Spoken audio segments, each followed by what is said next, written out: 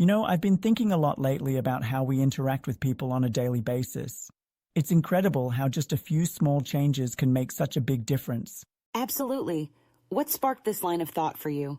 Well, I was rereading this classic book, and it really opened my eyes. It's like we often shoot ourselves in the foot by criticizing others. You mean how we're quick to judge? Exactly. The author talks about how criticism is futile because it puts a person on the defensive. Yeah, It wounds their pride and arouses resentment. that's so true. I mean, who likes being told they're wrong? Right. And it reminds me of that story about Two Gun Crowley.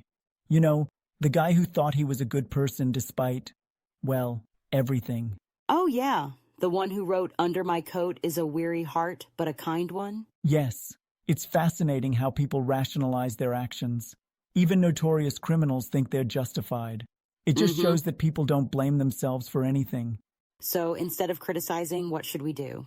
We should try to understand them, Right. figure out why they do what they do. It's like that saying, to know all is to forgive all. I like that. It's about empathy, isn't it?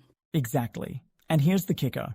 If we want to gather honey, we shouldn't kick over the beehive. Haha, that's a great way to put it. Isn't it? It's all about handling people with care. Instead of condemning, we should try to be more understanding. But sometimes it's hard not to correct someone when they're blatantly wrong. True, but pointing out faults doesn't lead anywhere positive. Yeah. It's better to approach situations without criticism or complaint. So what's the alternative? Encouragement? Yes, give honest and sincere appreciation. People crave appreciation more than anything else. That's a good point. It reminds me of how dogs make friends. They just give out love unconditionally. Exactly. They don't criticize or complain. They show genuine interest and affection. We could learn a lot from them. It's funny how we often forget to appreciate those closest to us. So true. And the book mentions that we should become genuinely interested in other people. Yes. Show them attention and make them feel important. It's like when someone remembers your name, it feels good. Absolutely. A person's name is, to that person, the sweetest sound in any language. But what about when we need to address a mistake? How do we handle that without criticizing? Well, one approach is to begin in a friendly way. Instead of being direct and confrontational, we can gently lead into the topic. So, kind of like using a drop of honey instead of a gallon of gall? Exactly. You catch more flies with honey after all, and getting the other person saying yes, yes immediately helps too. Oh, that's the Socratic method, right? Yes.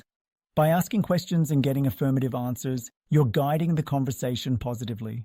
But what if we're wrong? Should we admit it right away? Definitely. If you're wrong, admit it quickly and emphatically. It's disarming and shows integrity.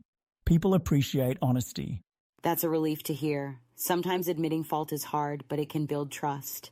Precisely. And by doing so, we often inspire others to be honest as well. It's a win-win. All this makes me think about how I handle situations at work. Maybe I need to change my approach. I was thinking the same. It's easy to fall into old habits, but these principles are really impactful. There's so much focus on being right, but not enough on being kind. Totally agree.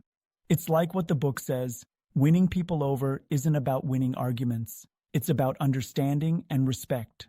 And making people feel valued. That's something everyone wants, right? Exactly. And by appealing to nobler motives, we encourage the best in others.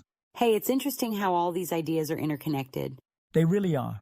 And when we apply them, Yeah. we not only improve our relationships, but also become better ourselves. Speaking of applying them, what's one thing you think you can start doing differently? For me, it's listening more and letting others do a great deal of the talking. People love to be heard. That's a good one. I could work on that too. Sometimes I'm so eager to share my thoughts that I forget to listen. Same here. But when we listen, we learn, and we make the other person feel valued. It's amazing how these simple changes can make such a big difference. It really is. It's like we've been given a roadmap to better interactions. We just need to follow it. Well, here's to putting these principles into practice. Cheers to that. I can't wait to see the positive impact it will have.